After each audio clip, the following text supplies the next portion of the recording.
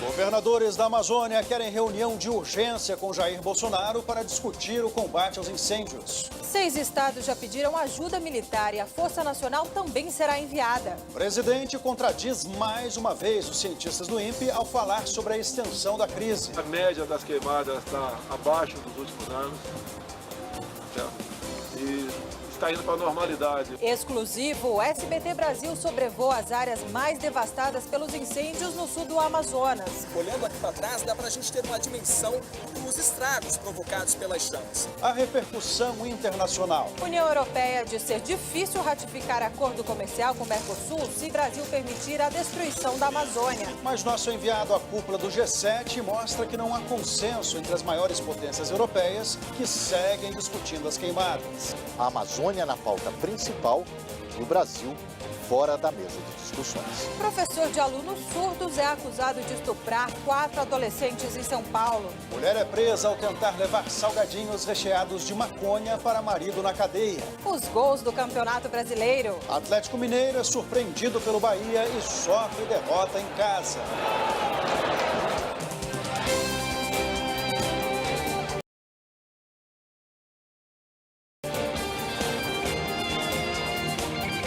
Está no ar, o SBT Brasil.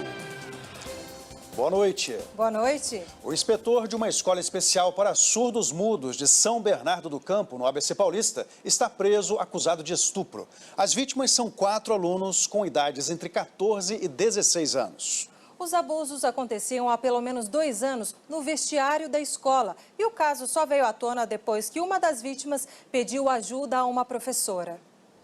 A mãe conta que o filho, de 16 anos, pedia para faltar na aula.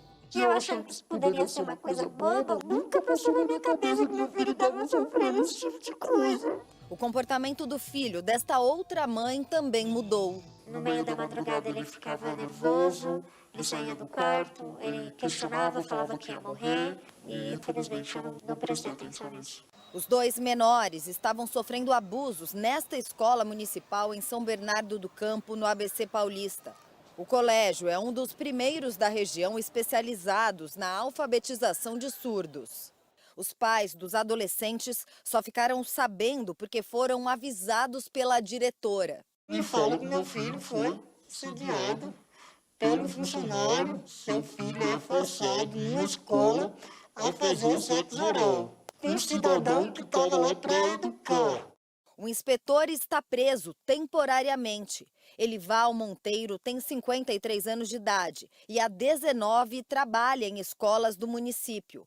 O homem é casado, tem 2 filhas e nega o crime. Os estudantes disseram que eram ameaçados pelo inspetor da escola e por isso tinham medo de contar o que estava acontecendo. Até que um deles se encorajou e pela linguagem de sinais relatou a uma professora. Ela avisou a direção. A suspeita é que pelo menos 4 alunos surdos-mudos tenham sido vítimas do funcionário. Ele oferecia chocolate, oferecia dinheiro, oferecia tênis para as crianças. O inspetor chegava a mandar mensagens para os adolescentes, como denuncia este pai. Ele mandou mensagem fora do horário de escola, um coraçãozinho dizendo que ele era lindo. As famílias procuraram a delegacia. Os meninos vão ser encaminhados para fazer exames sexológicos. Eu quero desgraçada. Eu quero justiça, sua mãe, de um adolescente surdo. A Secretaria de Educação de São Bernardo do Campo informou que o inspetor foi suspenso do cargo sem vencimentos. A secretaria também diz que tem prestado toda a assistência às vítimas e aos familiares.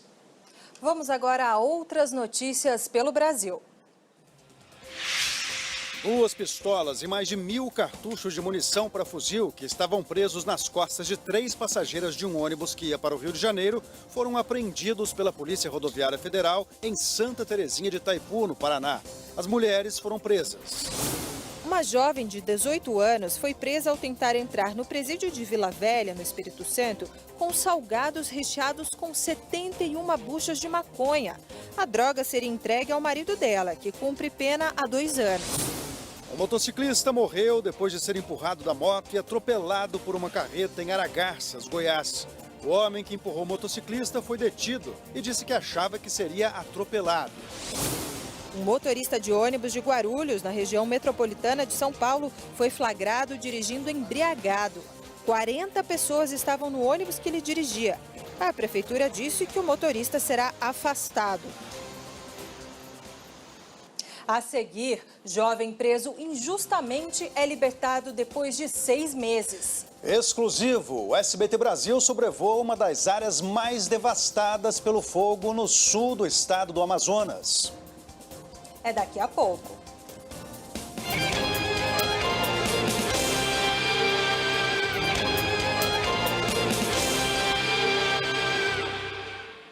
O estado do Rio de Janeiro registrou no primeiro semestre quase 10 mil assaltos a ônibus, 11% a mais do que no mesmo período do ano passado.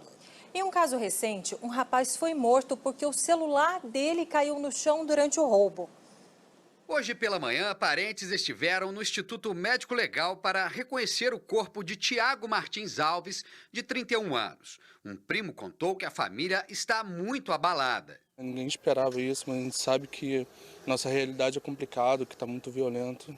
Tiago foi baleado durante um assalto a ônibus na rodovia Presidente Dutra, na Baixada Fluminense. 3 assaltantes encapuzados invadiram o veículo e anunciaram o assalto. Todos estavam armados e começaram a pegar os pertences das vítimas. Tiago teria se atrapalhado e derrubado o celular no chão. O barulho chamou a atenção de um dos criminosos que atirou, atingindo o passageiro no peito. Tiago tinha saído do trabalho e estava indo comemorar o aniversário da avó quando os criminosos entraram no ônibus. Ferido, mas ainda consciente, pediu aos passageiros que avisassem aos parentes que estavam na festa na casa da idosa que ele havia sido baleado. O homem foi levado pelo motorista do ônibus para um hospital da região. Ele passou por uma cirurgia, mas morreu no dia seguinte. Ele deixa a mulher e um enteado. Infelizmente, mais um para a estatística. A Justiça de São Paulo mandou soltar um jovem de 27 anos acusado de participação em um roubo de carga. A família do rapaz conseguiu provar, com a ajuda de câmeras de segurança, que ele estava em um outro local no momento do crime.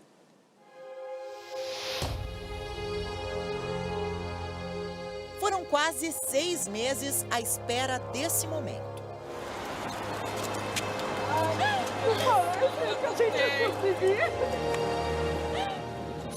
Acabou, irmão.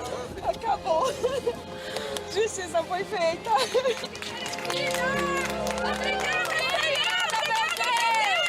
Hoje é liberdade para todo mundo da minha família, graças a Deus. Liberdade para a família, porque foram os parentes de Marcelo José da Silva que, desde o começo do ano, lutaram para provar a inocência dele. Aquele momento que eu vi o policial falando que ele ia preso, meu mundo desabou, porque na nossa família não tem bandido. Com 27 anos, emprego fixo e nenhum antecedente criminal, o lavador de carros foi preso em flagrante no dia 27 de fevereiro, acusado de participar de um roubo de carga na zona norte de São Paulo. Marcelo lembra como foi detido, sem mandado, dentro de casa. Aí já me pegou pela camisa e já me levou lá pra fora. Aí ele pegou, tirou uma foto minha, tirou uma foto do meu cunhado e saiu. Uns 3 minutinhos depois ele voltou. Nessa que ele voltou, ele já fez gesto para algemar. Câmeras de segurança e o relato de testemunhas, no entanto, indicam que o lavador de carros estava em outro lugar no momento do roubo. Essas imagens mostram Marcelo caminhando às 10h04 da manhã em direção ao cabeleireiro. Às 11h55, ele passa pelo mesmo local com o cabelo cortado. Cortou o cabelo e seguiu e embora. Ele estava até com a aparência meio com o rosto mexado, porque tinha acabado de acordar. Ele ia trabalhar à tarde. As vítimas do roubo contam que foram abordadas ao meio-dia e ficaram 15 minutos em poder dos bandidos. Do local onde o assalto aconteceu até o ponto em que Marcelo foi filmado, a distância é de pelo menos 25 minutos a pé. Só que Marcelo acabou reconhecido pelas vítimas e foi preso preventivamente. O lavador de carros acredita que foi confundido. Eu sou branco e estava com a blusa vinho, nem vermelha era e calça preta. Uma pessoa apresentada, você em estado de choque, sendo apresentado qualquer pessoa do povo para você, obviamente você vai reconhecer. Essa especialista explica que quando o reconhecimento não é feito conforme prevê a lei, é comum que as vítimas sejam induzidas a erro. A vítima já vai imbuída da vontade de reconhecer aquela pessoa. Quer dizer, ela confia no policial, então ela entende que o policial fez um bom trabalho e ela vai ali para a delegacia para reconhecer. Então ela já vem influenciada. Após analisar as imagens das câmeras de segurança e o relato das testemunhas que estavam com Marcelo no dia da prisão, a juíza Cristina Escher determinou que o lavador de carros saísse da cadeia imediatamente. A magistrada também considerou que os policiais envolvidos no caso devem ser investigados pela Corregedoria da PM. No alvará de soltura, a juíza diz que houve omissão no registro da ocorrência. Mesmo livre, Marcelo ainda vai responder ao processo de roubo. Perdi o primeiro dia da minha filha ir para a escola, perdi o primeiro dentinho dela que caiu, minha filha mais velha, perdi a primeira festinha da escola dela, não tem volta. A liberdade para mim é tudo.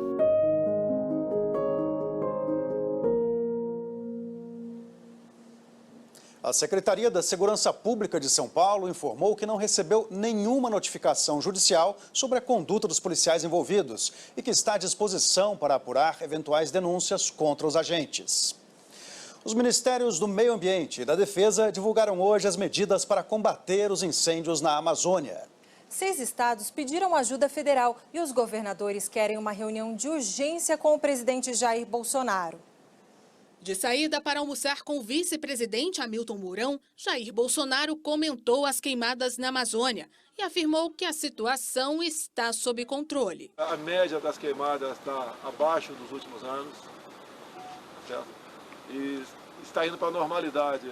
Agora a floresta não está pegando fogo, como o pessoal está dizendo. O fogo é onde o pessoal desmata. Ontem, durante pronunciamento em rede nacional, Bolsonaro reconheceu a gravidade do problema e anunciou o emprego das Forças Armadas para o combate ao incêndio na região. O emprego extensivo de pessoal e equipamentos das Forças Armadas, auxiliares e outras agências permitirão não apenas combater as atividades ilegais, como também conter o avanço de queimadas na região.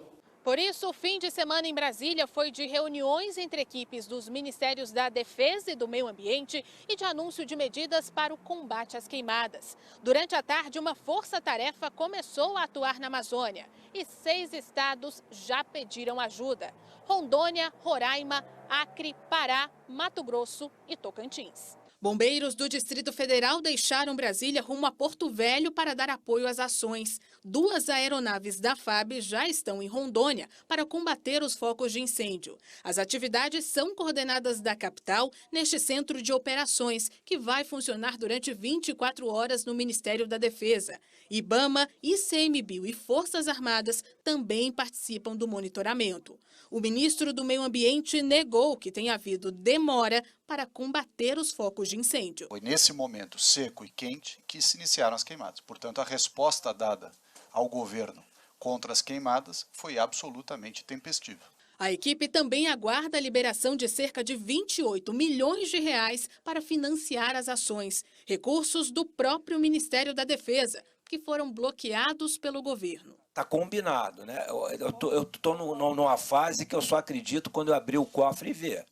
Né? Mas está combinado e eu tenho certeza com Paulo Guedes. Levantamento feito pela BBC Brasil revelou que o IBAMA aplicou 1/3 a menos de multas a infratores ambientais em 2019. A comparação com o mesmo período do ano passado mostra queda de 29,4% na fiscalização. Na próxima semana, o ministro da Justiça, Sérgio Moro, deve publicar portaria que autoriza o emprego da Força Nacional também no combate ao desmatamento ilegal da floresta amazônica.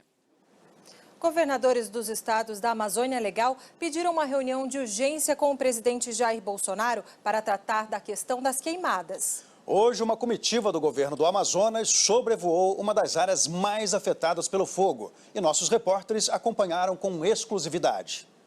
Uma região devastada pelas queimadas. Por aqui, só neste ano, o fogo já destruiu uma área de 700 hectares de floresta, segundo dados do Instituto de Proteção Ambiental do Amazonas. Essas imagens aéreas são do sobrevoo na região sul do estado neste sábado. Do alto é possível ver, além de queimadas, caminhões com madeira ilegal. O governador do Amazonas determinou uma operação imediata para prender os infratores. Essa é uma das regiões do Amazonas com um dos maiores índices de queimadas. Olhando aqui para trás, dá para a gente ter uma dimensão dos estragos provocados pelas chamas. Em algumas cidades, está até difícil respirar. Segundo dados que foram divulgados pelo IPAAM no mês de agosto, 423 novos focos surgiram nessa região. É preocupante a questão do desmatamento, mas se a gente pegar aqui os nossos dados, todas as áreas de desmatamento e foco de calor que foram identificados representam, do território total do estado do Amazonas, 0,16%. Então é menos de 1%. Uma carta assinada pelos governadores das regiões afetadas foi enviada neste sábado para o Palácio do Planalto. Os gestores da Amazônia Legal têm agenda com o presidente Jair Bolsonaro na próxima terça-feira em Brasília. Bolsonaro garantiu o uso de militares das Forças Armadas para intensificar a repressão contra atividades ilegais e a contenção de queimadas e do desflorestamento. Segundo o INPE, foram emitidos 5.510 alertas de desmatamento no Amazonas só durante o mês de agosto. Os 10 municípios com maior número de focos de incêndio são também aqueles com as maiores taxas de desmatamento. O estudo é do Instituto de Pesquisa Ambiental da Amazônia. Hoje, em Belém, manifestantes protestaram em defesa da floresta. Pedido de socorro está nas ruas. Nós somos amazônicos, por isso nós estamos aqui nesse dia e vamos estar todos os dias dizendo, não mate a Amazônia. O protesto reuniu mais de 2.000 pessoas, segundo a organização. Essa semana foi para o Congresso um projeto de lei que tenta fazer com que as terras indígenas sejam ou se submetam à exploração florestal. Isso não pode acontecer, isso não tem precedentes na história do país. O canto do líder da etnia Tembé é de esperança. A vida depende de tudo isso, da água, da mata, do ambiente, de tudo, né? Estudo do Instituto de Pesquisa Ambiental da Amazônia afirma que os incêndios não têm relação com o período de menos chuvas. Há mais umidade na Amazônia agora que nos últimos 3 anos. A conclusão é que o crescimento dos focos de incêndio se deve ao desmatamento. Os 10 municípios que mais registraram focos de incêndio neste ano foram também os que tiveram mais florestas destruídas. Este pesquisador diz que o desmatamento e a queima das áreas são feitos principalmente para a abertura de pastos da pecuária. O custo-benefício compensa, é baixo. Então, o pecuarista que faz essa prática ilegal, que é um crime ambiental, ele acaba recorrendo a esse mecanismo porque o custo e uma possível punição é muito baixo. A Amazônia está no foco das discussões mundiais. Mas o que é verdade e o que é falso quando o assunto é a maior floresta tropical do planeta? Vamos ver na reportagem. Amazônia. Queimada. Desmatamento. O assunto que o mundo inteiro discute. Mas o que realmente é verdadeiro e o que é falso quando se fala da maior floresta tropical do planeta? Conversamos com o coordenador de políticas públicas do Greenpeace para esclarecer algumas questões. A Amazônia é o pulmão do mundo? A Amazônia não é o pulmão do mundo. Na verdade, a Amazônia é muito importante para a regularidade climática do planeta. Ela pode até contribuir com o oxigênio do planeta, mas é muito pouco. Na verdade, essa função é dos oceanos. O mundo quer tornar a Amazônia um território internacional? Isso é falso, é mentiroso. Isso, na verdade, é uma forma de explicar o inexplicável, de dizer, olha, a importância que a Amazônia tem no mundo e a preocupação da floresta nada mais é do que países tentando tomar a Amazônia. Isso nem existe no direito internacional, mesmo porque a Amazônia não é só brasileira, ela está dividida em 9 países na América do Sul. A Amazônia é coberta por reservas indígenas? Não, a Amazônia tem reservas indígenas em grande quantidade. No Brasil, a gente tem cerca de 700 terras indígenas, um pouco mais do que isso, que representa 13% mais ou menos do território nacional. Na Amazônia é onde a gente tem a maior concentração dessas áreas, são mais de 400, que representa aí um pouco mais de 20% do tamanho total da floresta. Só agora o mundo se preocupa com as queimadas? A Amazônia sempre teve queimadas, o mundo sempre se preocupou com as queimadas da Amazônia. Inclusive, para as pessoas que vivem na Amazônia, a queimada é um problema de saúde. Por várias vezes, nós vimos vários estados decretar estado de emergência, né, de calamidade pública, porque as pessoas que vivem lá sofrem com isso. 20 milhões de brasileiros vivem na Amazônia, dentro e fora da floresta. Por causa das queimadas e do desmatamento, 20% da mata já foram destruídos, segundo o Greenpeace. Isso equivale a 10% de todo o território nacional. Apesar de haver muitos mitos por aí, também existem grandes verdades sobre a nossa floresta. A Amazônia tem a maior biodiversidade do mundo? A Amazônia é a maior reserva de biodiversidade do mundo. Quer dizer que não existe em nenhum outro lugar do planeta tanta concentração de vida como a gente tem na Amazônia. Grande parte desse tesouro é nosso, dos brasileiros. A responsabilidade de cuidar desse tesouro é nossa. A gente tem que olhar para a Amazônia com muito orgulho.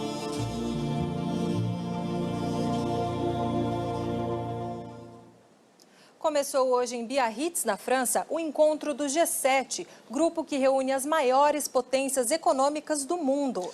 As queimadas na floresta amazônica são um dos principais temas da reunião. A reportagem é dos nossos enviados especiais Sérgio Uti e Sérgio Guils. O grande número de policiais e manifestantes era o aviso de que a praia não era para qualquer um neste fim de semana de verão aqui no sul da França. Nas cidades ao redor de Biarritz, protestos que cobravam medidas contra a desigualdade e contra as mudanças climáticas terminaram em confronto. A polícia chegou a usar bombas de gás e jatos d'água para afastar a multidão. Tudo para garantir a segurança deles. O G7 reúne os líderes das maiores economias do considerado mundo desenvolvido. Além da França, que cedia o evento, Reino Unido, Alemanha, Itália, Japão, Canadá e Estados Unidos. É um clube fechado onde só entra quem for convidado. O único latino na lista foi o presidente do Chile, Sebastián Piñera. O encontro tinha uma série de assuntos pré-agendados, como a guerra comercial e as tensões no Irã. Isso até o presidente francês dar outro direcionamento e colocar a Amazônia no centro da agenda. Na Europa, a guerra de narrativas parece já ter sido decidida. Além da França, Alemanha e Reino Unido engrossaram as críticas. O Canadá também. Se a imagem do Brasil já sofreu estragos, o próximo problema pode ser na economia do país. É difícil imaginar que o processo de ratificação do acordo com o Mercosul será harmonioso se o governo brasileiro permitir a destruição dos pulmões verdes do planeta, disse Donald Tusk, presidente da Comissão Europeia, que, segundo ele, está pronta para oferecer ajuda financeira para o combate ao fogo. Ainda que líderes como Angela Merkel, da Alemanha, considerem que qualquer punição ao Brasil não pode ameaçar o acordo comercial, basta a recusa de um dos países envolvidos para barrar todo o processo. Nesse jogo político, Emmanuel Macron é o dono da bola. Em pronunciamento neste sábado, ele lembrou que a França está mais preocupada do que os outros porque também tem uma parte da Amazônia, referindo-se ao território da Guiana Francesa. Mais cedo, Macron já tinha almoçado com Donald Trump, que ontem se solidarizou com o governo brasileiro. Se a floresta é preocupação de todos, ainda não está claro como a crise na Amazônia culminaria em uma grande unidade internacional, como quer o presidente francês. Não há consenso nem mesmo entre os europeus, que têm sido os mais críticos ao governo brasileiro. As discussões oficiais do G7 começam amanhã aqui em Biarritz, essa típica cidadezinha francesa, num momento de grande pressão para a diplomacia brasileira. A Amazônia na pauta principal e o Brasil fora da mesa de discussões. Agora à noite, Emmanuel Macron recebeu presidentes e primeiro-ministros para um jantar. É o pontapé inicial de um jogo diplomático em que o Brasil tem chances de ser derrotado, mesmo sem entrar em campo. Também houve manifestações hoje em Nova York contra as queimadas na Amazônia. O protesto concentrou-se próximo ao consulado do Brasil e seguiu até a sede da Organização das Nações Unidas. Segurando cartazes, centenas de pessoas gritaram palavras contra o governo brasileiro. A Bolívia começou hoje a usar o maior avião do mundo para combater um incêndio no sul do país, perto da fronteira com o Brasil. O fogo já destruiu uma área equivalente a 750 mil campos de futebol. Em Hong Kong, o 12º final de semana seguido de protestos pró-democracia terminou em confronto. Manifestantes atiraram pedras em policiais que reagiram com gás de pimenta.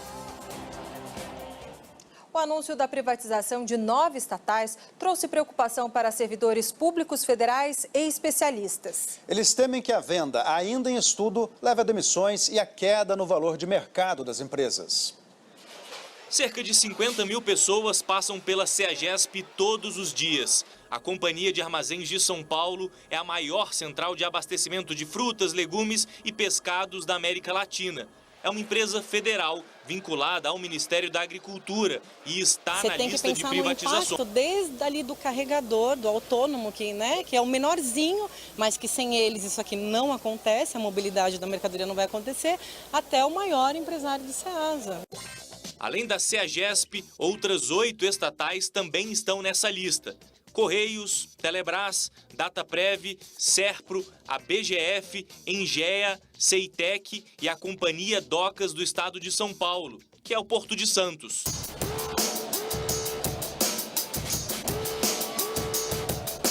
O principal do Brasil e o maior complexo portuário da América Latina. Quase 1/3 das trocas comerciais do Brasil passam por aqui. A novidade que nós estamos trazendo ao Brasil é que nós vamos buscar a conclusão dessas obras, a prestação desse serviço de uma maneira que nunca antes no Brasil foi praticada nem pensada.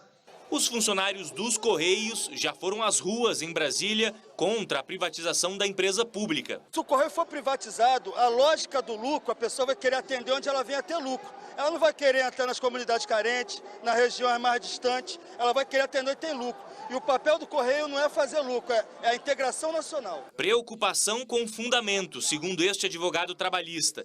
Demissões devem sim ocorrer. Via de regra, as empresas, quando são privatizadas, uma das primeiras atitudes que os novos controladores têm quando assumem essas empresas públicas, agora posteriormente privatizadas, é enxugar o quadro de funcionários. Agora, após a privatização, ele deixa de ser empregado público.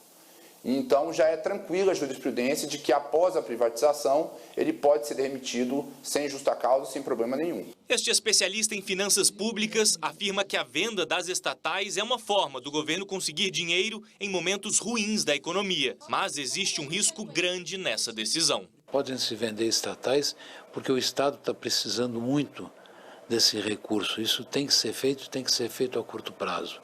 Isso só pode acarretar um aviltamento do preço das estatais e vendê-las a troco de banana, vamos ser francos, como se fez com a Vale do Rio Doce. O governo afirma que as privatizações representam uma mudança na função do Estado, mas que algumas podem ser revistas. Em alguns casos pode até chegar à conclusão de, olha, continuemos com essa empresa que é a melhor alternativa. Uma outra preocupação de especialistas é com a venda de estatais que são responsáveis por informações pessoais de brasileiros e que trabalham com a transparência dos gastos públicos, como a Dataprev e o Serpro, dados estratégicos que passariam para a iniciativa privada. Já são 32 anos como funcionário público da Dataprev. Mesmo assim, o Adir não gostaria que a porta se fechasse dessa forma. O clima é bastante apreensivo, dado que a ameaça de desemprego agora é real. Durante a existência da Dataprev, ela sempre fez a folha de pagamento dos aposentados, pensionistas, dos benefícios da Previdência de uma forma geral. E a gente não sabe como é que essas informações vão ser tratadas na mão da iniciativa privada. Uma pesquisa do Ibope apontou que 8 em cada 10 entrevistados gostariam de poder escolher o fornecedor de energia elétrica. No interior de São Paulo, já é possível optar por complementar o abastecimento contratando o serviço de outras empresas. A Érica queria produzir a própria energia, mas instalar um painel solar na casa dela não ficaria por menos de R$30 mil. Além disso, tem os custos de manutenção, e tudo mais. E hoje eu não tenho isso, a energia é gerada numa usina externa à minha residência e eu tenho todos os benefícios que a energia solar pode me trazer. Parte da energia vem de uma usina que fica numa cidade vizinha e chega pela mesma rede de transmissão da concessionária. Esse é um modelo ainda novo no Brasil, disponível para apenas 27 municípios do interior de São Paulo. Mas a tendência é que em breve chegue a outras regiões do país. Existe um conjunto de fatores que está levando a energia solar a ficar muito barata. Por exemplo, o custo dos painéis solares tem caído de 15% a 20% ao ano, né? Portanto, que é o principal custo de uma usina. No geral, apenas clientes grandes que gastam acima de R$150 mil podem escolher de quem compram a energia. Seja pelo alto custo ou pela baixa qualidade do serviço prestado pelas concessionárias de energia elétrica pelo país. Fato é que muita gente mudaria de fornecedor se pudesse. 8 de cada 10 consumidores são a favor de um mercado aberto, com mais concorrência, e 70% deles trocariam de fornecedor. 2 projetos estão em discussão no Congresso Nacional para que outras empresas possam operar no setor.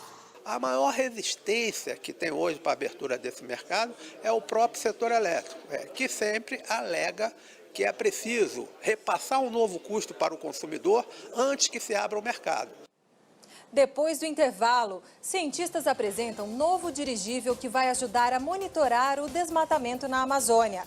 No Campeonato Brasileiro, o Atlético Mineiro perde em casa para o Bahia. Voltamos já já.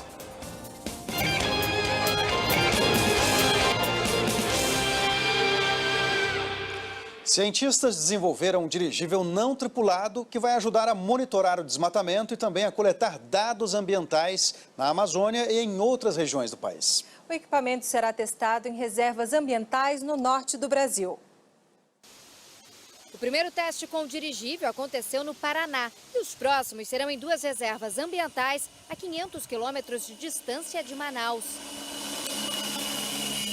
E o trabalho, iniciado no Centro de Tecnologia da Informação Renato Archer, em Campinas, não para. Em parceria com a Unicamp e mais 7 universidades do Brasil e Portugal, os pesquisadores desenvolveram um dirigível e um programa capaz de guiá-lo sem um piloto. Um dirigível elétrico com 4 motores, né? Ele é, portanto, mais silencioso, mais manobrável e menos poluente. Tem um piloto automático inteligente que determina como o dirigível deve voar, parar, observar uma região de interesse. As aplicações são diversas, né? A primordial aí no nosso caso é a de monitoramento ambiental. Esse é um projeto ambicioso e muito especial. Uma das principais funções do dirigível será auxiliar o monitoramento da floresta amazônica. Por isso, ele foi batizado de Noamai, que na língua dos índios Yanomami significa proteger e cuidar. Exatamente o que todo mundo por aqui deseja. Além da Amazônia tão carente de olhos atentos, o equipamento pode ter outras funções. Em agricultura de precisão, inspeção, por exemplo, de linhas de transmissão e faixas de oleodutos. Mas para quem vive de ciência no Brasil, cortes de verbas para as pesquisas são uma preocupação a mais. Prejudica porque isso é um trabalho que vem de muitos anos. E qualquer interrupção pode gerar atrasos, né, nos objetivos finais do projeto. E atenção, o Ministério das Relações Exteriores da Argentina informou que colocou à disposição do Brasil 200 brigadistas para atuar no combate ao fogo na floresta amazônica. O presidente argentino, Maurício Macri, também ofereceu militares para ajudar a Bolívia, que também enfrenta um grave incêndio florestal. O aeroporto Santos Dumont, um dos mais movimentados do país, começou a ser reformado hoje. A pista principal vai ficar fechada por quase um mês. O aeroporto no centro do Rio amanheceu assim, vazio. Este passageiro pretendia embarcar para Porto Seguro, na Bahia. Ele não foi informado de que o voo tinha sido transferido para o Aeroporto Internacional Tom Jobim, na Zona Norte. O ônibus aí, né, eles botaram aí para a gente chegar até lá. O revestimento da pista principal vai ser trocado. A reforma é para aumentar o contato dos pneus da aeronave com a pista seca ou molhada. Segundo a Infraero, as obras vão aumentar a segurança das operações e cumprir as exigências da Agência Nacional de Aviação Civil. Cerca de 200 voos foram transferidos para o Galeão. Apenas alguns aviões da empresa Azul vão operar na pista auxiliar. Os taxistas estão preocupados. Tem que manter a cooperativa, manter as nossas casas e sem passageiro nenhum, infelizmente. Já o movimento no aeroporto internacional aumentou bastante. O transtorno, né? Mas é necessidade da obra lá, da pista, né? Esta passageira enfrentou fila. Haja paciência. Está sem estrutura o aeroporto para muito voo. O Aeroporto Internacional Tom Jobim espera receber cerca de 760 mil passageiros a mais neste período. Um crescimento de 73% na movimentação. Essa operação só será encerrada no dia 21 de setembro. Nós reforçamos o nosso efetivo, principalmente naqueles pontos como o raio-x, o check-in. O Procon criou um aplicativo para ajudar os passageiros, principalmente os turistas, e orienta. Caso não haja informação com 72 horas de antecedência, ou caso haja uma alteração no horário de partida ou de chegada que supere 30 minutos nos voos domésticos ou 1 hora nos voos internacionais, nasce para o consumidor o direito à remarcação daquele voo ou o pedido de reembolso integral do valor do bilhete aéreo.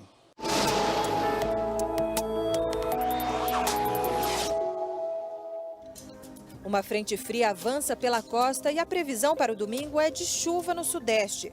Essa frente fria chega ao Espírito Santo e mantém o tempo fechado e chuvoso durante todo o dia, podendo ser forte em alguns momentos. Vitória terá máxima de 23 graus. Em Porto Velho, a chuva ajuda a combater as queimadas e faz 31.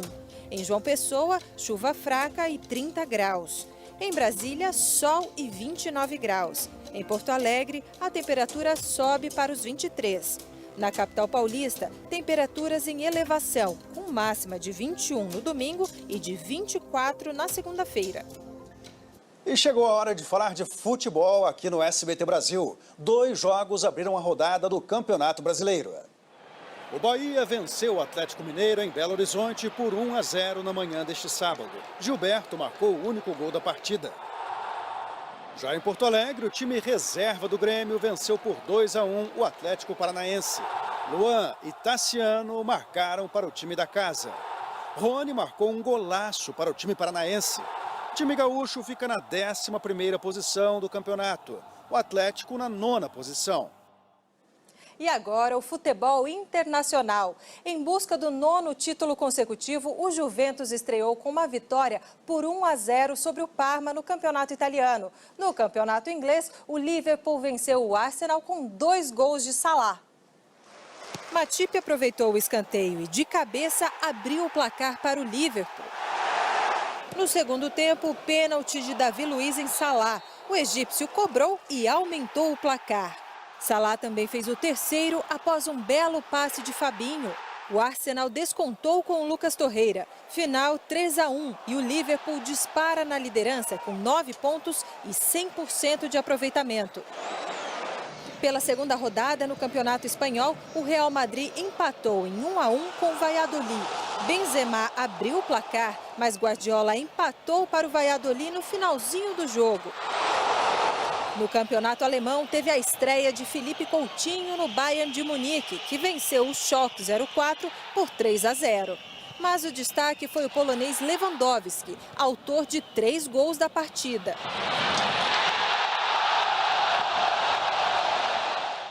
E vamos falar de turismo agora, Débora? Parece que tem uma oportunidade muito boa por aí, hein? Tem sim, olha só. O número de brasileiros que viajam para a Argentina aumentou quase 60% no primeiro semestre, comparado com o mesmo período do ano passado. Os turistas aproveitam o câmbio favorável para garantir a tão sonhada viagem internacional.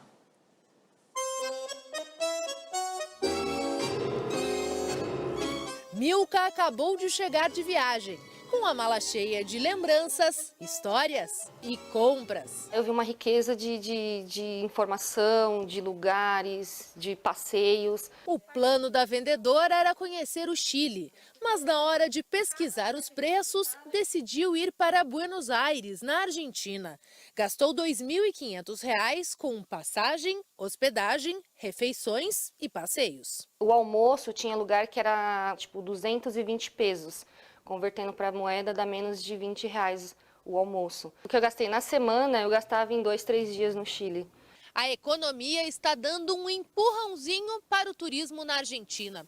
O dólar alto aqui no Brasil faz com que destinos como Estados Unidos e Europa fiquem muito caros. E se o real está fraco em relação à moeda americana, frente à moeda argentina ele permanece forte. E hoje, R$1 compra cerca de 14 pesos. Isso faz do país vizinho um destino cada vez mais atraente. Na capital argentina, uma empanada sai por menos de R$5. Uma cerveja fica em torno de 10 e um jantar com vinho e show de tango fica 160.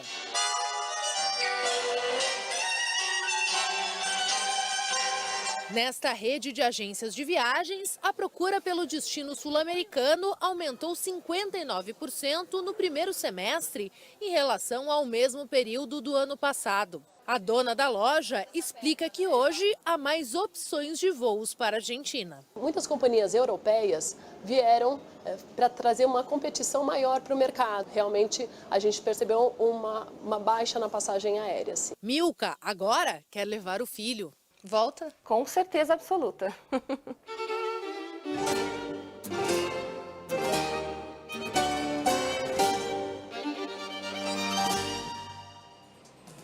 E o SBT Brasil fica por aqui desejando a você uma boa noite. Uma boa noite e um ótimo fim de semana.